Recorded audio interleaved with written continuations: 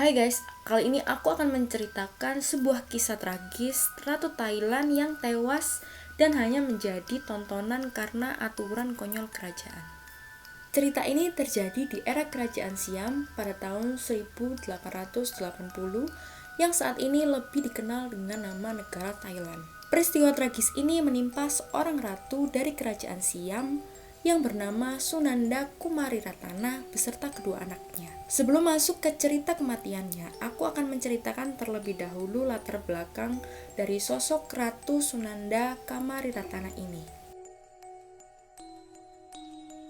Sunanda Kumariratana lahir pada 10 November 1860.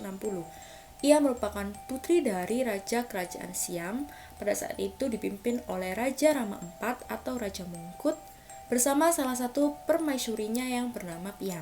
Pada era kerajaan zaman dulu, memang bukan suatu hal yang aneh jika seorang raja memiliki banyak anak dari beberapa ratu ataupun selir. Raja Mongkut sendiri diketahui telah memiliki 82 orang anak. Saat remaja, Sunanda ini menikah dengan Rama V atau dikenal dengan nama Raja Chulalongkorn yang juga merupakan anak dari Raja Mongkut dari permaisuri keduanya bernama Depsirindra. Jadi bisa dikatakan Sunanda ini telah menikah dengan saudara tiri laki-lakinya. Setelah menikah dan menjadi permaisuri, Sunanda otomatis memegang semua gelar formal yang terkait dengan raja, hanya saja tidak memiliki kekuatan militer atau politik. Setelah Sunanda dan Raja Chulalongkorn ini menikah, mereka akhirnya dikaruniai seorang putri bernama Putri Karnaborn Bejraratana. Sunanda sendiri merupakan istri pertama dari ketiga istri Raja Chulalongkorn yang sempat dikenal menjadi ratu pemimpin reformis karena telah menghapuskan perbudakan di wilayah kekuasaannya pada saat itu. Ketika Ratu Sunanda ini berusia 19 tahun, dia kemudian hamil lagi dan kali ini ia percaya bahwa anak yang dikandungnya ini berjenis kelamin laki-laki yang kelak akan berdiri untuk mewarisi tahta Siam. Pada tanggal 31 Mei 1880, Ratu Sunanda yang tengah hamil pada saat itu bersama putrinya akan melakukan perjalanan untuk mengunjungi kediaman keluarga kerajaan di Bangpain yang terletak di luar Siam. Seperti biasa, ia berangkat ditemani oleh beberapa pelayan dan juga pengawal kerajaan. Hanya saja, pada saat itu Raja Chulalongkorn kebetulan tidak ikut. Namun karena lokasi tujuan mereka ini jauh dari Siam, untuk mencapai tujuannya, mereka ini harus menyeberangi Sungai Chopraya yang merupakan salah satu sungai terbesar di seluruh Siam.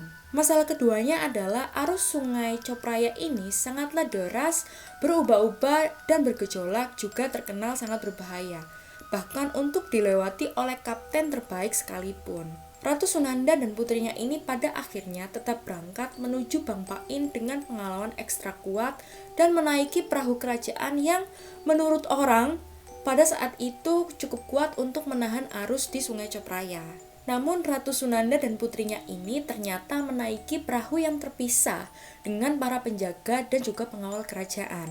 Ini dikarenakan status sosial mereka yang sangat tinggi sehingga mereka tidak dapat melakukan perjalanan dengan satu kapal yang sama. Dan juga rencananya permaisuri dan sang putri ini akan dikawal menggunakan kapal khusus yang akan ditarik menggunakan perahu lain yang ukurannya lebih besar. Tetapi sayangnya ketika di perjalanan, arus yang lebih kuat dari biasanya ini datang dan mengakibatkan kapal yang ditumpangi oleh Ratu Sunanda dan putrinya ini terbalik.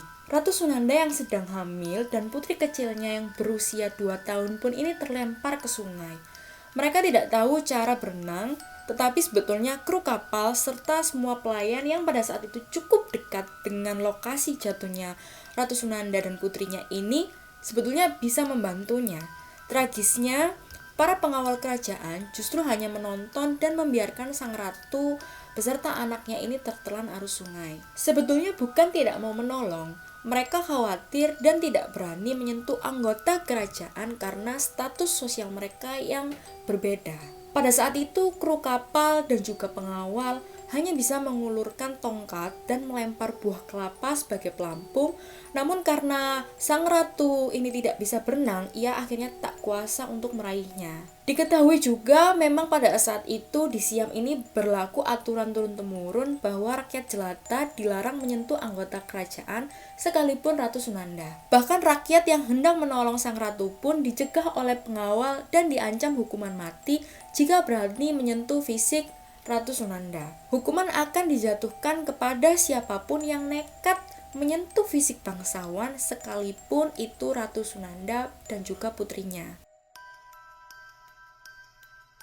Semua orang yang berada di dalam rombongan yang mengikuti perjalanan di Sungai Copraya ini selamat, kecuali Ratu Sunanda dan juga Putri Karnaborn dan anak yang sedang digandung oleh Ratu Sunanda. Saat mengetahui insiden tersebut, Raja Chulalongkorn ini marah besar. Ia pun memerintahkan perwira yang tak memberikan perintah untuk menolong istri dan anaknya itu dipenjara seumur hidup. Kematian sang permaisuri ini menjadi duka mendalam bagi raja sebab Ratu Sunanda ini adalah istri yang paling ia sayangi. Karena begitu patah hatinya, sang raja ini akhirnya menyelenggarakan salah satu pemakaman termahal dalam sejarah untuk ratu dan anak-anaknya. Setelah peristiwa ini, Raja Chulalongkorn akhirnya menghapuskan hukuman konyol ini dan membuatnya tidak dapat diterapkan kembali di seluruh Thailand demi anggota keluarga kerajaan di masa depan.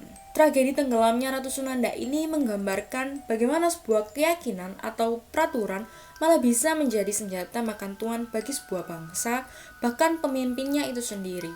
Itulah mengapa seiring berjalannya zaman, peraturan kerap mendapat penyesuaian dan dilakukan perubahan agar memudahkan kehidupan manusia dan tidak menjadi bumerang bagi mereka. Oke teman-teman, sekian video kali ini. Nantikan video aku selanjutnya. Jangan lupa subscribe, like, dan juga komen jika kalian memiliki kasus atau cerita yang ingin aku bahas di sini. Sampai jumpa.